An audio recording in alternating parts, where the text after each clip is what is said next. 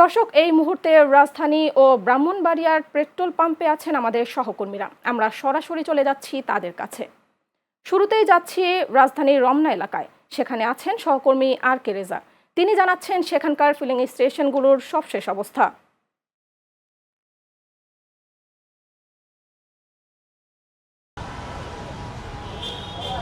সুমি, জ্বালানি তেলের দাম বৃদ্ধি পেলেও তেল প্রাপ্তির যে ভোগান্তির চিত্র আজ কিন্তু একই অবস্থা আমরা রাজধানীর ফিলিং স্টেশনগুলোতে দেখতে পাচ্ছি।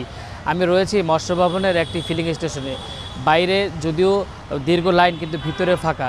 তারা বলছেন, যারা এখানে লাইন ধরেছেন তারা বলছেন তারা মধ্যরাত থেকেই এখানে অবস্থান করছেন। তারা আমাকে জানিয়েছেন গত মধ্যরাত থেকেই তারা তেল সরবরাহের জন্য এখানে অবস্থান করছেন, কিন্তু সকাল 8টার দিকে এখানে তেল সরবরাহ করার থাকলেও এখন পর্যন্ত ফিলিং স্টেশন কর্তৃপক্ষ তেল সরবরাহ করতে পারেনি।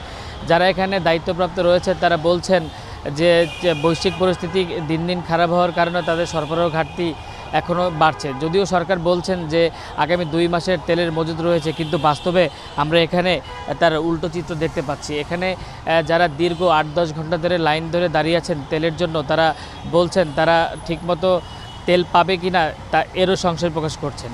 সুমি, এই ছিল আমার কাছ থেকে রাজধানীর ফিলিং স্টেশন থেকে তেলের ভোগান্তি এবং তেল সংকটের সর্বশেষ অবস্থা।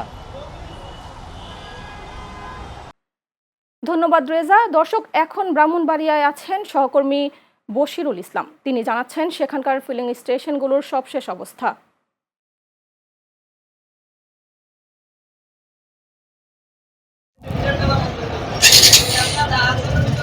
জি, ধন্যবাদ সুমি আপনাকে। আপনি যেমন জানতে চেয়েছেন, আপনি জানেন মধ্যপ্রাচ্যের চলমান যুদ্ধ পরিস্থিতিকে কেন্দ্র করে কিন্তু সারা দেশে কিন্তু জ্বালানি তেলের একটা সংকট রয়েছে।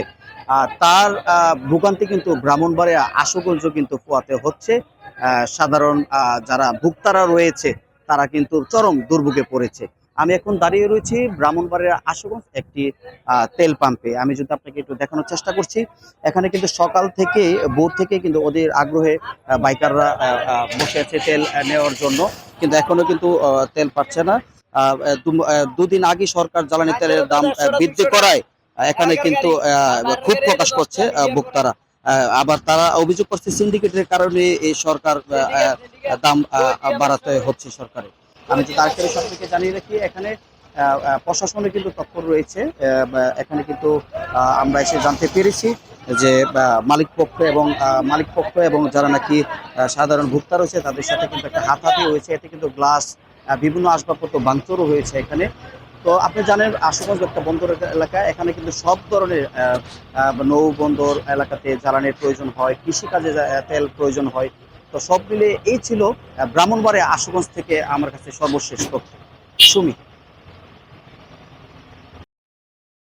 ধন্যবাদ বশির।